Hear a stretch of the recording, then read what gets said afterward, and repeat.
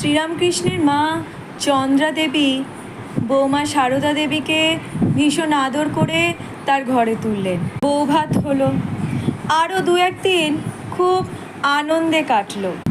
কিন্তু তারপরই চন্দ্রা দেবীর মন দুঃখে ভরে গেল। কামারপুকুরেও গরিবের সংসার। তখনকার প্রথা অনুসারে কনের বাপকে 300 টাকা পণ দিতে হয়েছিল।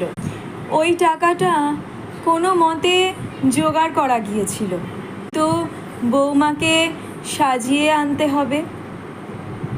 বৌভাতের গয়না কোথায় পাবে? লাহাবাবুদের বাড়ি থেকে কিছু গয়না ধার করে এনে সারদা দেবীকে সাজানো হয়েছিল, তো এখন সেগুলোকে ফেরত দিতে হবে। কিন্তু সেই গয়নাগুলো যেহেতু ফেরত দিতে হবে, তার জন্য চন্দ্রা দেবীর মন দুঃখে ভরে গেল। ক্ষণ প্রাণে তিনি ওইটুকু বাচ্চা মেয়ের গা থেকে সমস্ত গয়না খুলে নেবেন। তখন শ্রীরামকৃষ্ণদেব বললেন, ভেবো না মা, আমি ঠিক খুলে নেব, ও টেরটিও পাবে না। করলেনও তাই। সারদা ঘুমিয়ে পড়বার পর তার গা থেকে সমস্ত গয়না খুলে নিলেন। সারদা কিচ্ছু বুঝতে পারল না। সকালবেলায় বুদ্ধিমতী সারদা দেবী খোঁজ করলেন তার গয়না।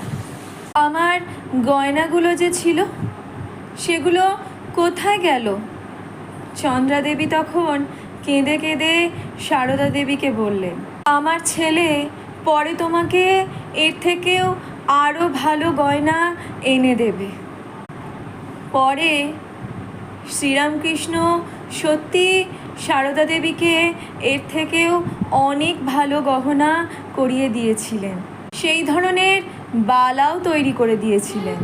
শ্রীরামকৃষ্ণদেব জানতেন তো যে সারদা দেবী সীতা দেবী হয়ে এসেছিলেন, আর তিনি এবার সারদা দেবী রূপে এসেছেন। সেই বালা সারদা দেবী শেষ দিন পর্যন্ত পড়েছিলেন।